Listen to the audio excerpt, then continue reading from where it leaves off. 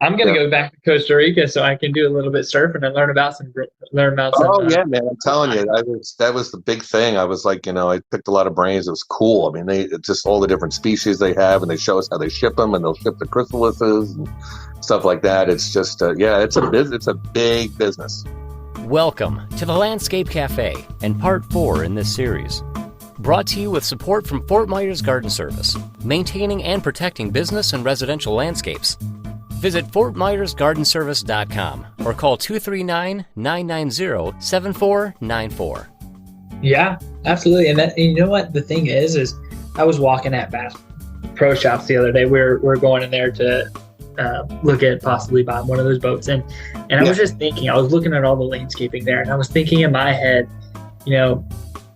it would really suck if I had to go home right now and be in my yard for like 6 hours. Like, as much as I love that, I'm passionate about landscaping.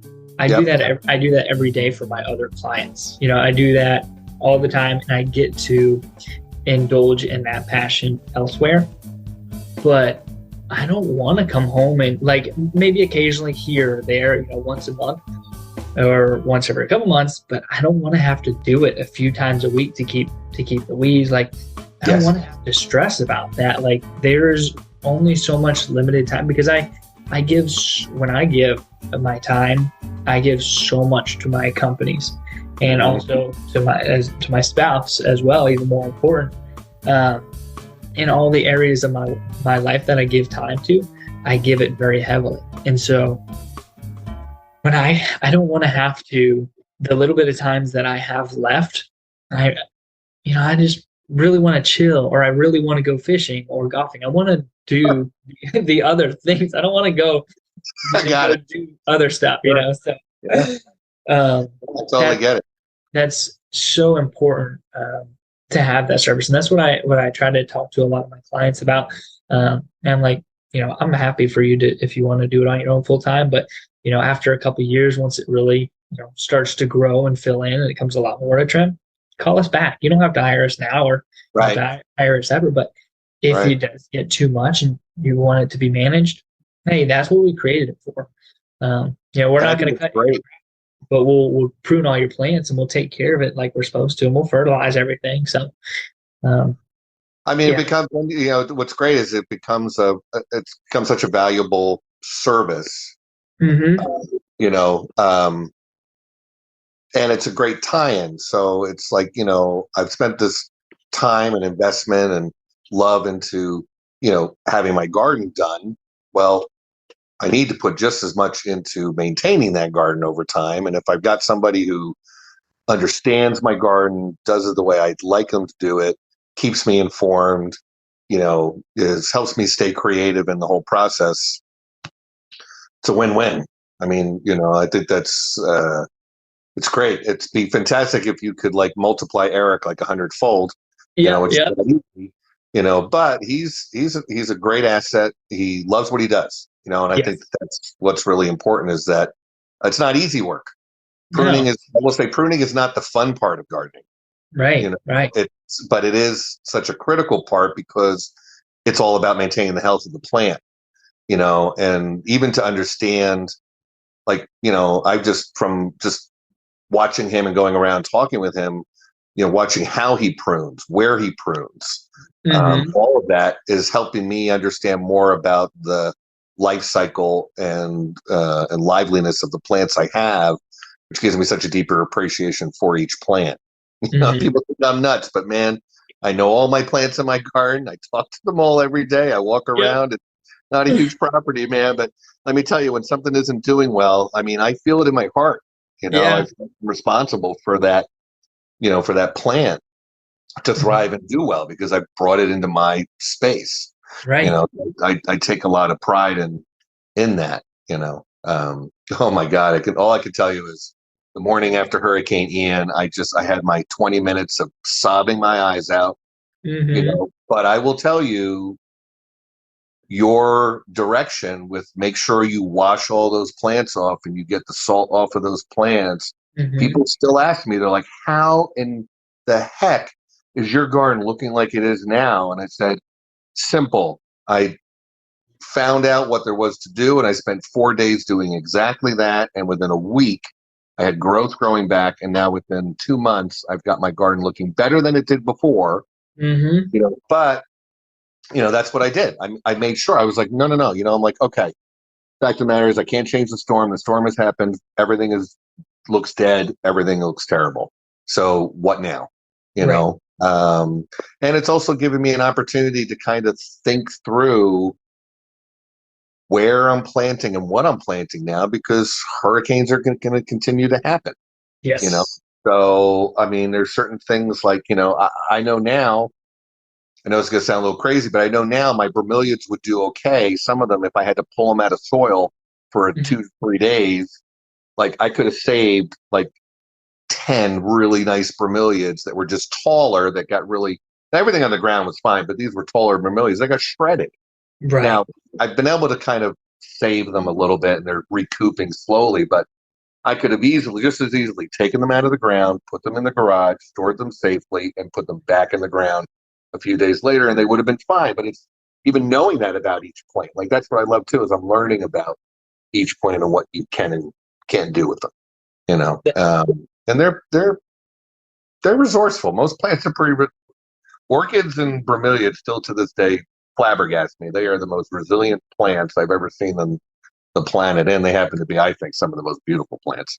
Yeah, absolutely. They are crazy awesome. I want to ask you about your project that you had in your garden, specifically your butterflies project. But Yeah, how did you stumble upon and getting inspired by that, and sure, where to go? sure. So I remember it was probably the second year when things really started to fill in. I had a lot more flowers in my garden, and I'd spent some time wanting to put some butterfly attractor plants in. So I put some of those in. And I remember, it was just maybe 2019.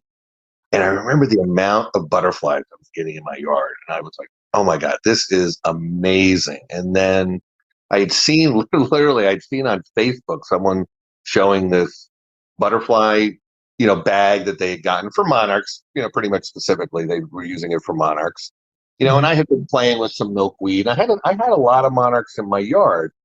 And the thing was, I could never find cocoons. I could never watch the process, but I was always fascinated by the butterfly process.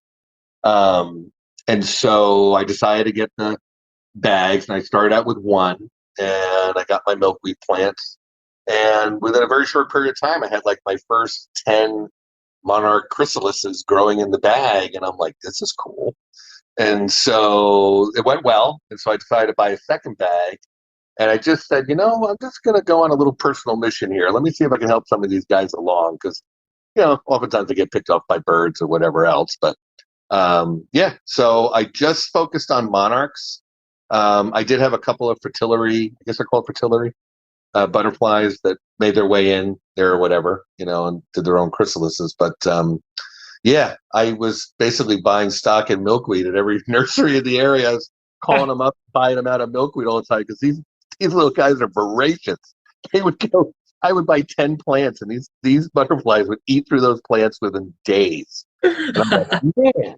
But it was such a fun part too. It was fun to watch the caterpillars grow and all the different ones, and watch them form, and then the time lapse, watching them actually come out of the chrysalis and stuff. It became a real, I was going to say, it really got me excited and inspired about butterflies in general. We have some of the most incredible selection of butterflies in Florida, because we are tropical, Mhm. and subtropical. And and it was cool, because then I would share about it, and then I would be inspiring other people to do the same thing in their yard. I'm like, this is great, because we're helping the populations, to keep growing. And it was interesting because I didn't do it this year. Milkweed was definitely down. It was very hard to find this year in a lot of places. And I also noticed that the monarch population drastically different this year. Very few monarchs. Every other species I've seen a ton of. I don't know if it's just a particular year for the monarch or whatever, but it was a noticeable difference that I just didn't see them around. And so I'd like to do it again. I may end up doing it again this upcoming spring and into the summer, just to kind of see what is going on. But here's the thing. It's an easy hobby to pick up. It's not costly at all. It's a great thing to do with kids. Kids absolutely love it. It's so simple because literally I would leave my milkweed plants out. I'd wait until the monarchs would put their little white eggs on the bottom of the leaves, and then I would move them into the bag and safe keep them. And that's the other thing too, is the bags help to keep all the other insects and other stuff that will interfere with the process from happening. And so most of the eggs typically will hatch right into caterpillars. And they're fast. Oh my Lord. These things grow so fast, they get huge in no time, and next thing you know, they're all, bundled up. But I don't know.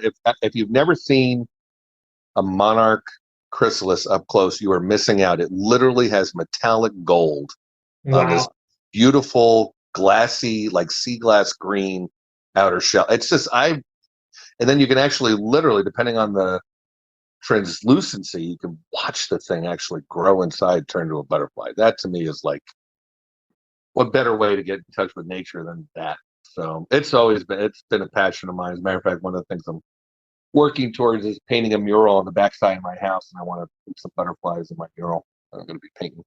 Oh, that's incredible. So tell me about that. Are you painting it yourself? Yeah, I have a long backside of my house, and you put in a beautiful paver deck for me. Yeah. It just got sealed, and I don't have a lanai, so it's all open in the back. And I don't know, the last couple of months, I've kind of been sitting out there because I've got a fire pit now, and I've really spent a lot of time sitting out back, and I'm like, I really don't like this brown wall.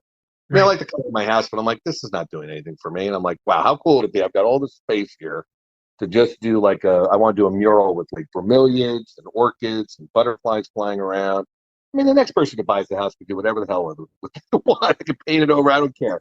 My house, I'm doing it. So that's my project for the new year is going to be starting to lay out and do a mural. So. Oh man, that is so cool you say that, because that reminds me of Costa Rica.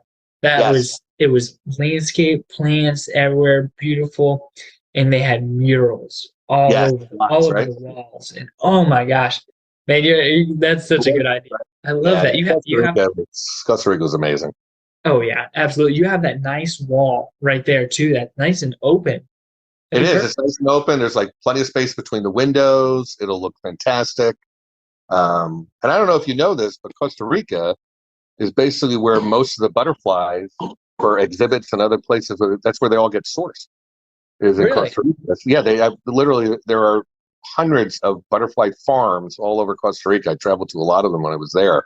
And they literally supply the rest of the world with many of the butterfly species that are brought, to other locations. So they have a deep passion for it. Yeah. I mean, it's the perfect climate there for butterflies. Good Lord. It's perfect humidity. It's just perfect for them. And yeah, and so it definitely gave me I loved going to Costa Rica, and I think that's where I really started to fall in love with butterflies. And, of course we don't have blue morphos up here, which are amazing, but it's too cold for them. Right.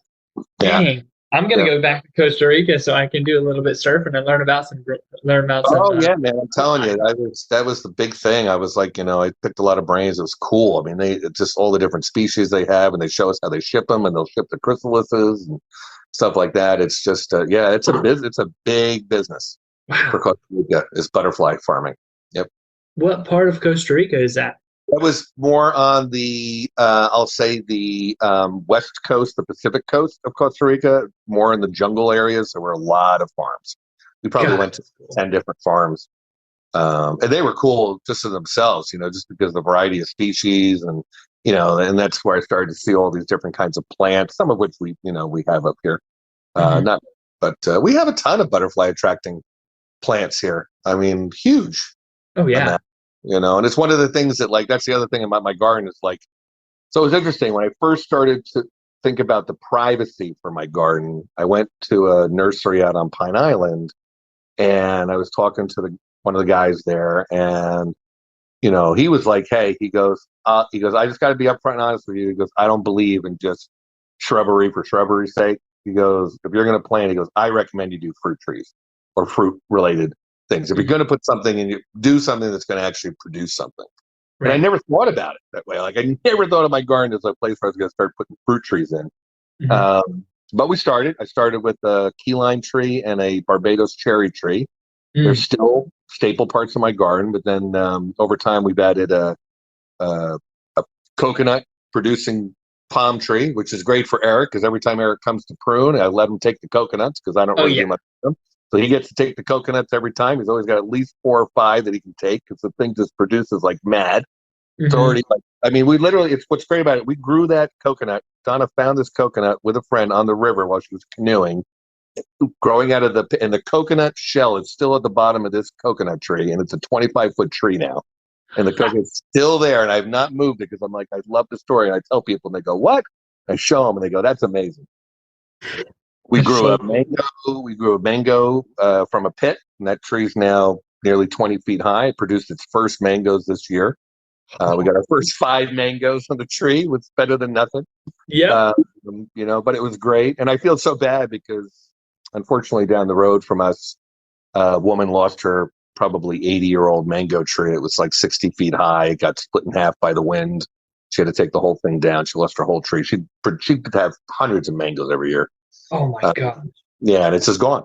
You know, so many people lost their trees. And trust me, my mango tree literally bent. It was 20 feet. It bent one way all the way down to the ground. The other way, I thought the thing was going to snap. It didn't. Came back. Didn't even uproot, which was great. You know, and it's doing well again. I mean, again, I washed it all off, and now the leaves are, you know, all coming back and everything. But it's fun. You know, I got an avocado tree, bananas. I got bananas. I got plantains. I mean, pretty much anywhere you look around my yard, there's something wild. That's so awesome. Growing, but and they're great too. Bananas, you got to be careful. I mean, I don't know how many people you have to grow bananas, but they propagate. You got to be ready because they're tubular. They root underground and they just keep popping up. Once they're in your yard, unless you're going to dig out an 8-foot deep trench, they're going to keep growing. So I've committed to bananas now for my yard. That's awesome, man. Great bananas. We had great bananas. I don't know if they're a little bit shorter and fatter, almost like an apple banana or whatever, but they were fantastic. After that, we got plantains. I got 40 orchids around my yard, one way or another, whether they're basketed or on trees. I've got probably 50 bromeliads. You know, not that, you know, I only count because I love abundance. Right. But everyone, how many orchids do you have? I'm like, I have about 40 orchids. Yeah. And I love it. I mean, I just love it. But how cool is this that how long have you been doing your garden there? Just 5 years. But yeah, we moved in 2015. I really started in 2017. Yeah, with gardening. But how fruitful has it been? I mean, it's been crazy fruitful from what you just shared. Like, there's so much that you have, and and you're not out there 5 days a week. I know you're tending to it when you want, and you're growing it as you need, and you feel inclined. And what a cool experience that is. It has been. I mean, you know, the key lime tree has been incredible. Donna's made, I can't even tell you how many key lime pies she's made from it. The thing, you know, probably produces 50 to 100 fruit every year. Wow. It's been really great. You know, the Barbados cherry was interesting, and actually I'm really happy. I don't know exactly what we had. It must have been some type of really tiny white bug or fly or whatever. It was eating a lot of the leaves on the Barbados cherry tree. I can never, even with treating it, it just never looked good. Well, Ian just literally cleared the entire tree of every leaf it had ever had. It was literally just the sticks. And now everything has grown back. No bugs. All the leaves look great. It looks full. It looks beautiful again, like when I first bought it. Love it. You know, and that produces a really nice, you know, cherry fruit on it. And yeah. So it's been cool. And now, and so my latest kick though is definitely bromeliads. Yeah, I don't know. Just like that's my new passion, my new love. And one, like you said, because they propagate. So I can grow them, I can replant them, I can give them to friends. I can, you know, like for instance, that neighbor who brought me the cactus. You know, I put together a bromeliad, and my friend made a wreath, you know, for them, and we're going to take it down and give that to them as a thank you, whatever. Everybody loves getting plants, especially if they're into plants. Like I went down to his house and he's got bromeliads all over the place. I'm like, you'll love this bromeliad. He doesn't have this one. Looks like a Christmas bromeliad. It's red and green. Looks fantastic. You know, I love that. I mean, it's great when you can do that. And just on the fly, because everybody loves a personal gift like that. So. Yeah, absolutely, man. My cheeks hurt from smiling this whole conversation, just because to me this stuff is gold. This is so much fun to talk about. Absolutely. Well, I hope if anything, I inspire people to, one, get to know more about you and your business and what you do. I hope I get to inspire people to just go out and do something with their yard that makes them happy. I mean, that to me is the best part. I mean, I don't have professional lighting, but I've got like little solar lights. But I mean, I even love my garden at night. I go outside and walk around the end of my block and just look at my garden at night. Yeah. Just the way I've got it all lit up. It's a totally different space, in the evening. But I mean, just to have that, it just makes you feel good. Mm-hmm. Absolutely. And it really doesn't hurt the value of a home, I can say. It's not going to hurt the value of a home to have a nice garden. Right. People appreciate good landscaping, for sure. Absolutely. That's awesome, man. Thank you so much for chatting with me. I appreciate it. Absolutely, my man. So let me know if there's anything else you need. And other than that, happy gardening to you. The Landscape Cafe is a production of Pure Landscaping and the Niche Podcast Network. Learn more about Bailey, Katie, and the team by visiting purelandscaping.com. You can find us anywhere you listen to podcasts. And don't forget, the best place to rate or follow the show is at thelandscapecafe.com. That concludes our conversation and this series. Don't forget to subscribe for alerts. You're going to love our upcoming guests.